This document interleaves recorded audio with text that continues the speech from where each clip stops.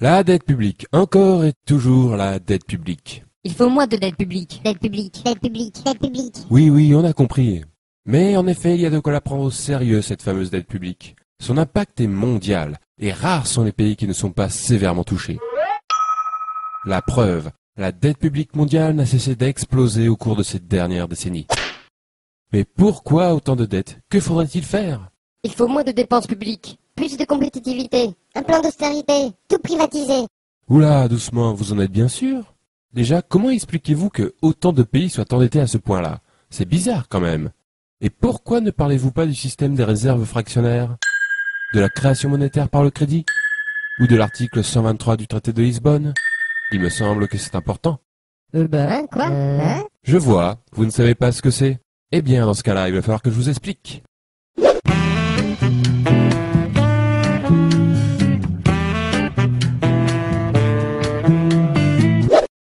L'économie, c'est comme une baignoire.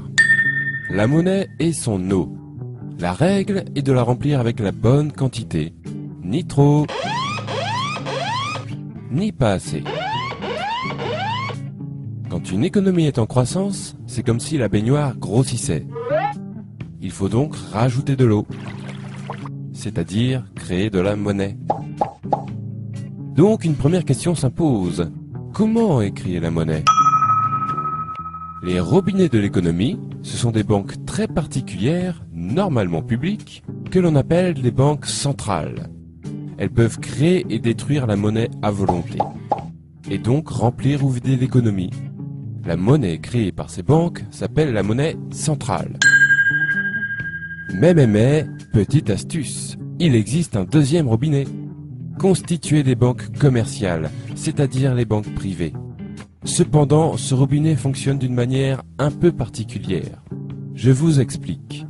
Lorsque l'on fait un emprunt dans une banque, la plupart des gens s'imaginent que la banque donne une partie de l'argent qui est dans ses coffres. Eh bien, pas du tout.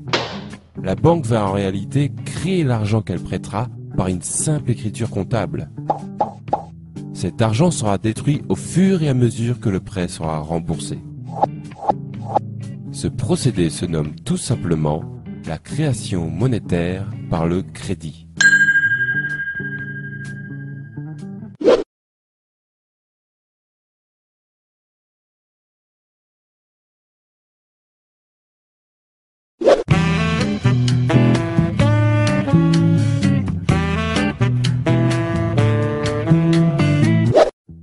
Pour savoir lequel de ces deux robinets coule le plus fort, il faut connaître les règles qui permettent de les tourner.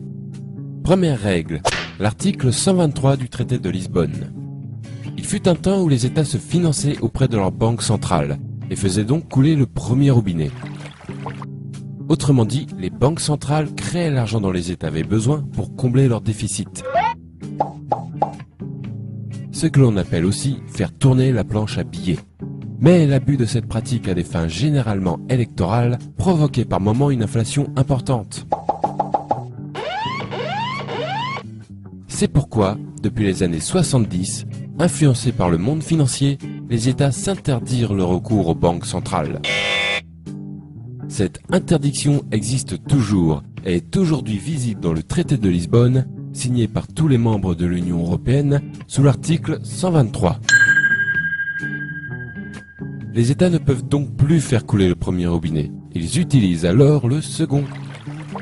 Cela veut dire que pour combler leur déficit, les États font désormais des emprunts auprès du marché financier, et plus particulièrement auprès des banques commerciales. Deuxième règle, les réserves fractionnaires. Tout comme les États, les ménages et les entreprises font aussi leurs emprunts auprès du marché financier. Cela garantit alors pour les banques commerciales beaucoup d'argent à prêter en perspective. Mais disposent-elles de suffisamment de fonds pour cela? A priori oui, car comme nous l'avons vu, les banques commerciales créent l'argent qu'on leur emprunte. Mais il existe une limite, que l'on appelle le taux de réserve. La création ne peut avoir lieu que si la banque possède une certaine quantité de monnaie centrale. Cependant, cette limite est franchement souple, puisque, au final, les banques commerciales peuvent créer et prêter plus de 6 fois ce qu'elles possèdent en monnaie centrale. Et si malgré cette souplesse, elles sont tout de même à court, pas de souci, puisqu'elles sont autorisées à emprunter autant que nécessaire auprès des banques centrales. Cela laisse donc pas mal de liberté au second robinet. Ce système plutôt méconnu s'appelle le système des réserves fractionnaires. Il est pourtant répandu dans le monde entier.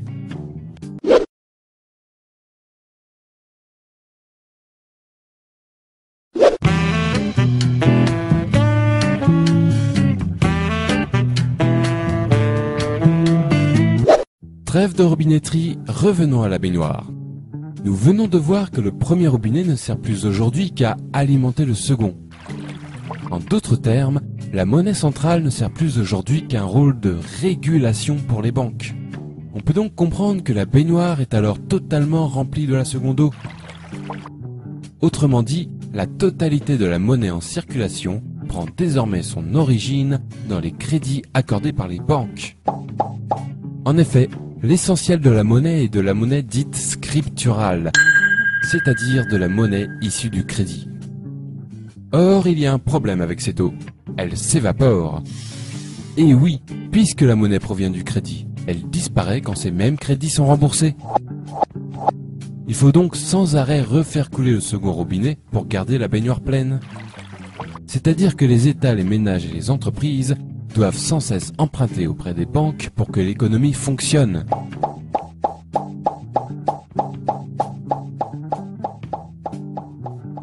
Deuxième problème, cette eau coûte très cher. En effet, les crédits accordés par les banques s'accompagnent d'un taux d'intérêt servant à rémunérer la banque. Il faut par conséquent payer perpétuellement des intérêts sur cette monnaie scripturale qui remplit l'économie. Et je peux vous le dire, cela représente un sacré pactole pour les banques et leurs créanciers. Et un sacré manque à gagner pour tous les autres. On va voir combien ces fameux intérêts peuvent coûter avec un exemple concret. L'énorme dette publique française.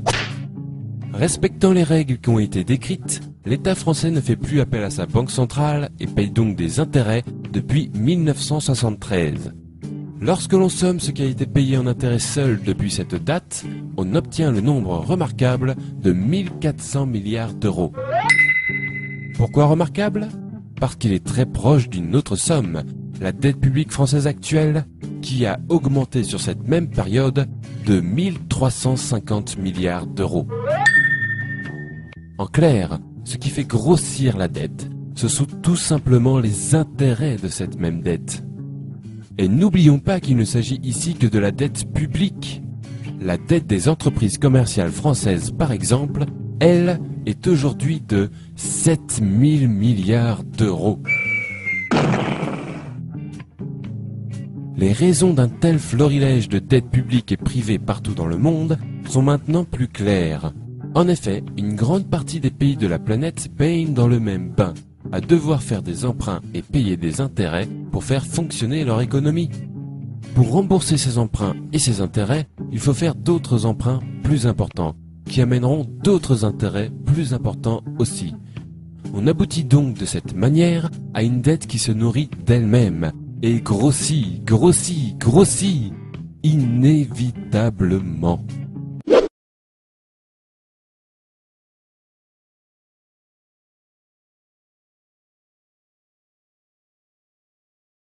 Vous avez déjà dû entendre que la dette publique est provoquée par une mauvaise gestion des dépenses de l'État, ou un manque de compétitivité, et que la seule manière de la résorber est de privatiser l'économie ou d'appliquer des plans d'austérité. Eh bien, sachez que ce sont des conneries. Il est mathématiquement impossible de résorber l'ensemble des dettes publiques et privées sans aborder la question de la création monétaire par le crédit avec intérêt, puisqu'elles en sont les causes naturelles. Si vous voulez résorber la dette, le premier prérequis indispensable est d'arrêter de faire couler le second robinet pour remplir la baignoire et d'utiliser plutôt le premier à bon escient. C'est-à-dire limiter le pouvoir de création monétaire aux seules banques centrales. C'est le seul moyen d'obtenir un système monétaire qui n'auto-alimente pas sa propre dette. Il y a une quarantaine d'années, les États se sont interdits l'accès à leur banque centrale sous prétexte que le premier robinet était parfois utilisé de manière abusive. Nous sommes arrivés aujourd'hui à la situation inverse, où le premier robinet manque cruellement et un autre l'a remplacé, remplissant l'économie de dettes impossibles à rembourser. Tout cela, ne l'oublions pas, au profit des grandes banques et de leurs créanciers. Je trouve déplorable qu'un sujet si crucial ne soit ne serait-ce que débattu par la classe politique, ni ne soit jamais traité dans les grands journaux. Merci de votre attention.